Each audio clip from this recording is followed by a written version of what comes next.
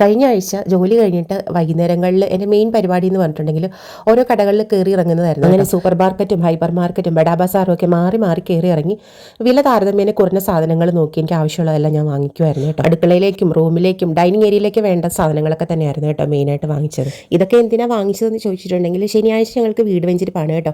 അപ്പോൾ ശനിയാഴ്ച വൈകുന്നേരം ഇടവകാരി അച്ഛൻ വീട് വെഞ്ചിരിക്കാനായിട്ട് വരും.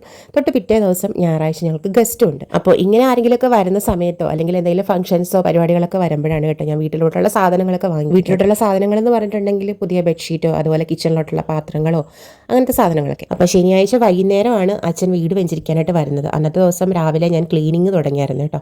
ക്ലീനിങ് ചെയ്യുന്നതിന് മുമ്പ് ഞാനൊരു ചെറിയ ക്രാഫ്റ്റൊക്കെ ചെയ്തിട്ടുണ്ടായിരുന്നു. അതിൻ്റെ വീഡിയോസ് എടുക്കാനായിട്ട് പറ്റിയില്ല, തിരക്കും കാര്യങ്ങളൊക്കെ ആയിരുന്നു. എന്നാലും എന്താണ് ചെയ്തതെന്നുള്ളത് ഞാൻ കാണിച്ചു തരാം. ചെറിയ വീടും കുഞ്ഞു മുറികളൊക്കെ ആയതുകൊണ്ടേ എല്ലാ ദിവസവും നമ്മൾ എല്ലാ സമയത്തും ഓരോന്ന് ചെയ്ത് പോയില്ല എന്നുണ്ടെങ്കിൽ ആ കൂടെ മെസ്സപ്പ് ആകും കേട്ടോ. അപ്പോൾ പെട്ടെന്നൊരു ഗസ്റ്റ് യാദൃശ്ചികമായിട്ട് നമ്മുടെ വീട്ടിലോട്ട് വരുവാണെന്നുണ്ടെങ്കിൽ ഈ കാണുന്ന ഭംഗിയൊന്നും ഉണ്ടാവത്തില്ല. എന്നാൽ ഞാൻ വൃത്തിയാക്കി നല്ല അറേഞ്ച്മെൻറ്റ്സോടുകൂടി ഇടുന്ന ദിവസങ്ങളിൽ ആരും തന്നെ വീട്ടിലോട്ട് വരത്തുമില്ല കേട്ടോ.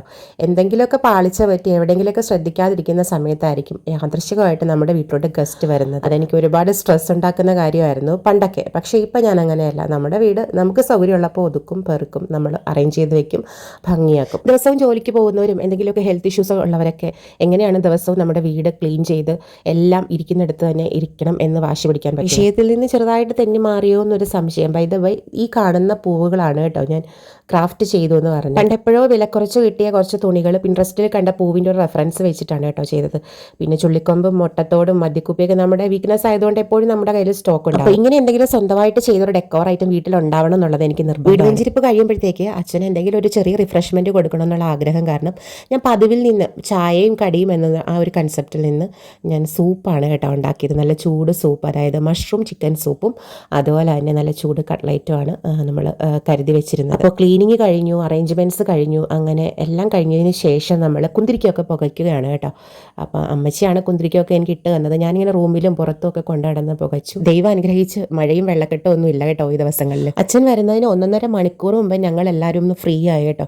അപ്പോൾ ഞാനും കുറേ സ്ഥലത്തൊക്കെ എനിക്ക് പോകാനുണ്ടായിരുന്നു. പിറ്റേ ദിവസം ചേട്ടനും ചേട്ടത്തിയൊക്കെ വീട്ടിലോട്ട് വരുന്നുണ്ട്. അപ്പോൾ ഞങ്ങളുടെ പ്രിയപ്പെട്ട ജെയിംസ് അച്ഛനാണ് വീട് വെഞ്ചിരിക്കാനായിട്ട് വന്നത്.